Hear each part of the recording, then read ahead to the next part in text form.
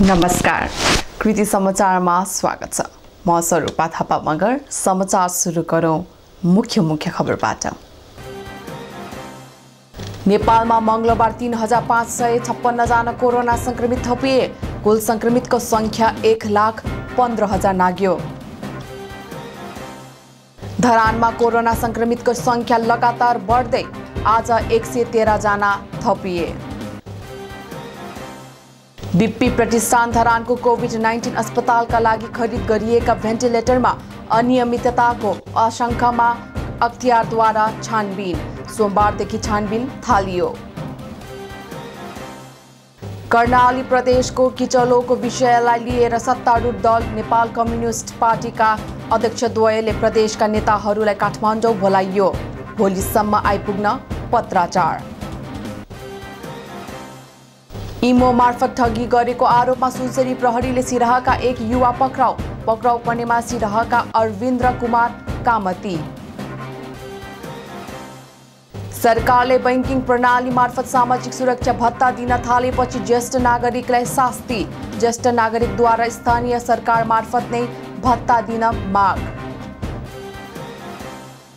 स्वास्थ्य तथा जनसङ्ख्या मन्त्रालयद्वारा एन्टिजेन किट मार्फत कोरोना परीक्षण गर्न अनुमति। 10 मिनेटमा रिपोर्ट आउने। र धरान 15 का विजय कुमार रोक्का ब्राउन सुगर सहित पक्राउ। अब समाचार विस्तारमा। नेपालमा मंगलबार 3556 जना कोरोना संक्रमित थपिएका छन्। स्वास्थ्य तथा जनसङ्ख्या मन्त्रालयका अनुसार कुल संक्रमितको संख्या 1,15,358 पुगेका छन्। मंगलबार एकै दिन 1503 संक्रमित निको भएर घर फर्किएका छन्। कुल निको हुनेको संख्या 78,780 पुगेको छ। मन्त्रालयका अनुसार पछिल्लो 24 घण्टामा 18 जनाको ज्यान गएको छ। कोरोनाबाट ज्यान गुमाउनेको संख्या 663 जना पुगेको छ।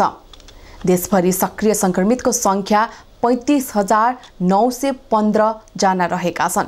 तीमध्ये 15,048 जना संस्थागत आइसोलेसनमा र 20,867 जना होम आइसोलेसनमा रहेका छन्। यस्तै धरानमा सोमबार मृत्यु भएका धरान 15 का वृद्धको मंगलबार रिपोर्ट पोजिटिभ आएको छ।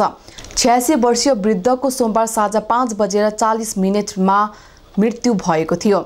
मृत्यु भएपछि जाँच गर्दा कोरोना पोजिटिभ देखिएको बीपी कोइराला स्वास्थ्य विज्ञान प्रतिष्ठानका सहप्रवक्ता डाक्टर आशिष श्रेष्ठले जानकारी दिनुभयो। धरानमा कोरोना संक्रमितको संख्या लगातार बढिरहेको छ। फेरि आज बिहान 113 जना संक्रमित थपिएको धरान उपमहानगरपालिकाका स्वास्थ्य महाशाखा प्रमुख उमेश मेहताले जानकारी दिनुभयो। यो तथ्याङ्क सोमबार एन्फा एकाडेमी र बीपी कोइराला स्वास्थ्य विज्ञान प्रतिष्ठानमा लिएको स्वाबको पीसीआर परीक्षणको रिपोर्ट हो। सोमबार एन्फामा 49 जनाको स्वाब सङ्कलन गरिएको मध्ये 27 जनाको रिपोर्ट पोजिटिभ आएको उहाँले बताउनुभयो।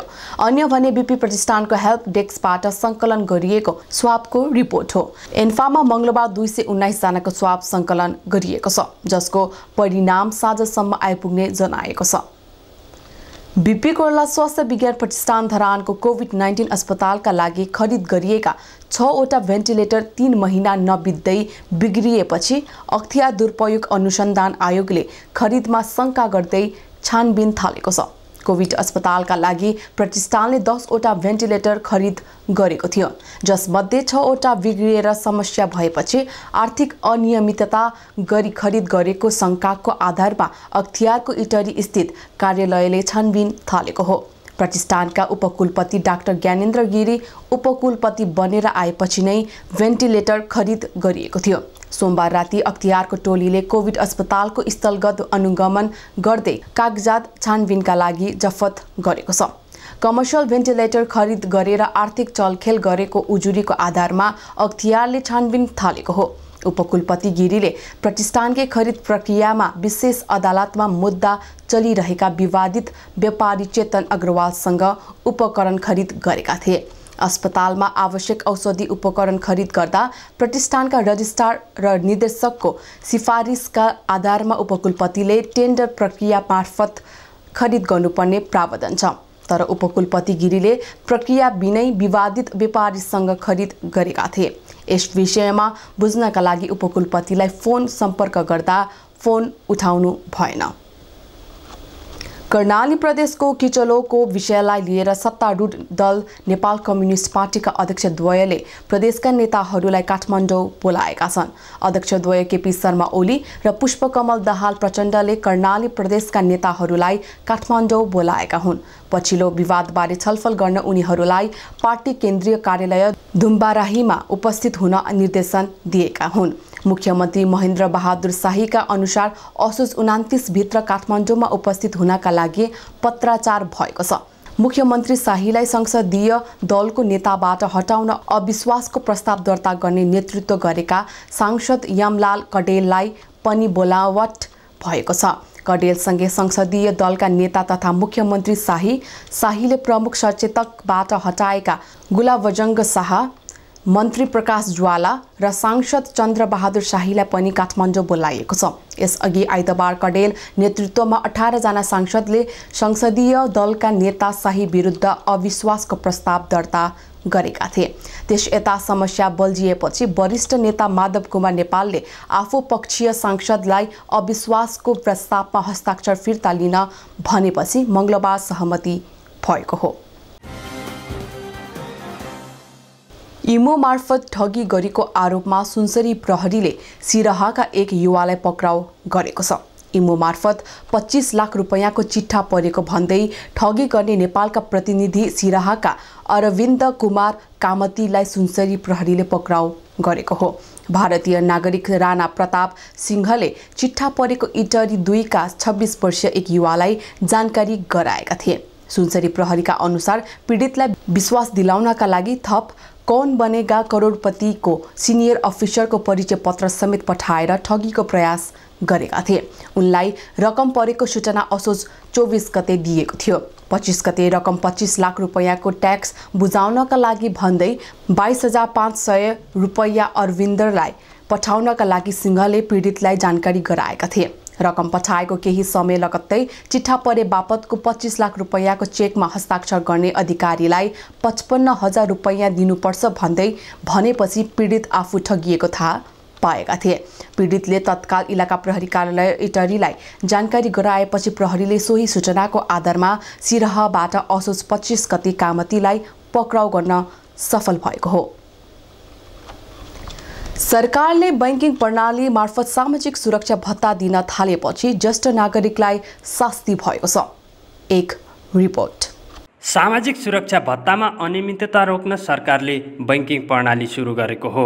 सामाजिक सुरक्षा भत्ता वडाबाट दिँदा ज्येष्ठ नागरिकलाई सहज हुने भए पनि कतिपय ठाउँमा अनियमितता भएपछि सरकारले बैंकिङ प्रणालीबाट दिन सुरु गरेको हो। तर धनकुटाका ज्येष्ठ नागरिकले बैंकिङ प्रणालीले शास्ति भएको गुनासो गरेका छन्। धनकुटा नगरपालिका 2 भिरगाउँकी चन्द्रमाया राईले भत्ता लिन 3 घण्टाको पैदल यात्रा गर्नु परेको छ। शारीरिक रूपमा अशक्त भएका ज्येष्ठ नागरिकलाई बैंकबाट भत्ता लिन कठिन भएको गुनासो गरेका छन्।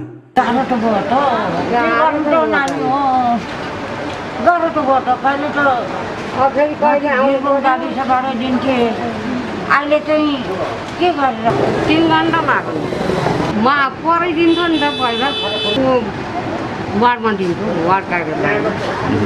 अहिले चाहिँ के भएर दुःख दिन्छु। स्थानीय सरकार मार्फत सरकारले सामाजिक सुरक्षा भत्ता वितरण गर्नुपर्ने ज्येष्ठ नागरिकहरूको भनाइ छ। बैंकिङ प्रणाली झन्झटिलो र कठिनसँगै कोरोना भाइरसको संक्रमणको उच्च जोखिममा रहेको ज्येष्ठ नागरिक टीका प्रसाद लामिछाने बताउनुहुन्छ। यो हाम्रो ज्येष्ठ नागरिक भत्ता सहजसँग घर घरमा बाँड्ने भनेर प्रधानमन्त्रीज्यूको भनाइ पनि थियो। वडाले बाँड्थ्यो, केही सहज थियो। अहिले त टाढा टाढाको ब्याङ्कमा खाता खोल्ने के गर्ने, हामी बल्ल लफडा लगाएको अनुभूति भइरहेको छ। राज्यले हरेक कारोबारलाई बैंकिङ प्रणालीमा लैजाने नीति अनुरूप ज्येष्ठ नागरिकहरूले पनि बैंक खाताबाट नै पैसा निकाल्नुपर्ने योजना बनाए पनि ज्येष्ठ नागरिकलाई भने शास्ति भएको छ। यो समस्याको समाधान गर्न ज्येष्ठ नागरिकहरूले माग गरेका छन्। स्वास्थ्य तथा जनसङ्ख्या मन्त्रालयले पीसीआर भन्दा छिटो नतिजा दिने एन्टिजेन किट मार्फत कोरोना परीक्षण गर्न अनुमति दिएको छ। मन्त्रालयका प्रवक्ता डाक्टर जागेश्वर गौतमले कोभिड-19 राष्ट्रिय टेस्टिङ गाइडलाइनलाई चौथो पटक संशोधन गरी कोरोना परीक्षणमा एन्टिजेन किट प्रयोग गर्न सकिने स्वीकृति प्रदान गरेको जानकारी दिनुभयो। गौतमले एन्टिजेन किट मार्फत कोरोना परीक्षण गर्दा अधिकतम 1000 मात्रै शुल्क लिने व्यवस्था गरिएको बताउनुभयो। उहाँले शुल्क समयानुकूल परिमार्जन गर्दै लगिने बताउनुभयो। यसमा 10 मिनेटमा रिपोर्ट आउँछ। धरान 15 का एक युवालाई ब्राउन सुगर सहित सोमबार पक्राउ गरेको छ। को 10 6259 नम्बरको मोटरसाइकलमा आउँदै गरेको समयमा धरान 8 साम्पाङ चोकबाट 38 वर्षीय विजय कुमार रोकालाई पक्राउ गरिएको हो। उनको साथबाट 12 ग्राम 500 मिलिग्राम ब्राउन सुगर सहित बरामद गरिएको इलाका प्रहरी कार्यालय धरानले जनाएको छ। उनको साथबाट 10,960 रुपैयाँ नगद पनि बरामद गरिएको इलाका प्रहरी कार्यालय धरानका डीएसपी ज्ञानेन्द्र बस्नेतले जानकारी दिनुभयो।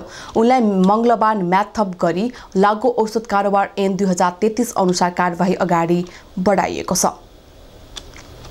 दुवै मृगौला फेल भएर थलिएकी गोमा देवी श्रेष्ठलाई 72,000 रुपैयाँ सहयोग प्रदान गरिएको छ। धनकुटा 7 की 42 वर्षीय श्रेष्ठको उपचारमा सहयोगका लागि धनकुटा बजारका केही व्यवसायीहरूद्वारा सङ्कलित रकम प्रदान गरिएको हो। उनको करिब 6 महिना अघि दुवै मृगौला फेल भएका थिए। सामान्य परिवार रहेको श्रेष्ठको दुवै मृगौला फेल भएपछि परिवारले उपचार गरिरहेको भए पनि हाल आर्थिक अभाव भएकाले रकम हस्तान्तरण गरिएको हो। सहयोग रकम धनकुटा बजार व्यवसायी जयेन्द्र प्रधानले हस्तान्तरण गर्नुभयो। सो रकम उनै प्रधानको अगुवाईमा सङ्कलन गरिएको थियो। रकम हस्तान्तरण कार्यक्रममा पत्रकार महासङ्घ धनकुटाका अध्यक्ष राजेश्वर श्रेष्ठ, व्यवसायी देवेन्द्र श्रेष्ठ लगायतको उपस्थिति रहेको थियो। कृति समाचारको अन्त्यमा पुनः एकपटक मुख्य खबरहरू। नेपालमा मङ्गलबार 3,556 जना कोरोना संक्रमित थपिए। कुल संक्रमितको संख्या 1,15,000 नाग्यो। धरानमा कोरोना संक्रमितको संख्या लगातार बढ्दै आज 113 जना थपिए। बिप्पी प्रतिष्ठान धरानको कोभिड-19 अस्पतालका लागि खरिद गरिएका भेन्टिलेटरमा अनियमितताको आशंकामा अख्तियारद्वारा छानबिन। सोमबारदेखि छानबिन थालियो। कर्णाली प्रदेशको किचलोको विषयलाई लिएर सत्तारूढ दल नेपाल कम्युनिस्ट पार्टीका अध्यक्षद्वयले प्रदेशका नेताहरूलाई काठमाडौँ बोलाइयो। भोलिसम्म आइपुग्न पत्राचार। इमो मार्फत ठगी गरेको आरोपमा सुनसरी प्रहरीले सिराहाका एक युवा पक्राउ पर्नेमा सिराहाका अरविन्द्र कुमार कामती। सरकारले बैंकिङ प्रणाली मार्फत सामाजिक सुरक्षा भत्ता दिन थालेपछि ज्येष्ठ नागरिकलाई शास्ति। ज्येष्ठ नागरिकद्वारा स्थानीय सरकार मार्फत नै भत्ता दिन माग। स्वास्थ्य तथा जनसङ्ख्या मन्त्रालयद्वारा एन्टिजेन किट मार्फत कोरोना परीक्षण गर्न अनुमति। 10 मिनेटमा रिपोर्ट आउने। र धरान 15 का विजय कुमार रोक्का ब्राउन सुगर सहित पक्राउ। हवस् त कृति समाचार यति नै। कृति टेलिभिजन हेर्दै गर्नुहोला। नमस्कार।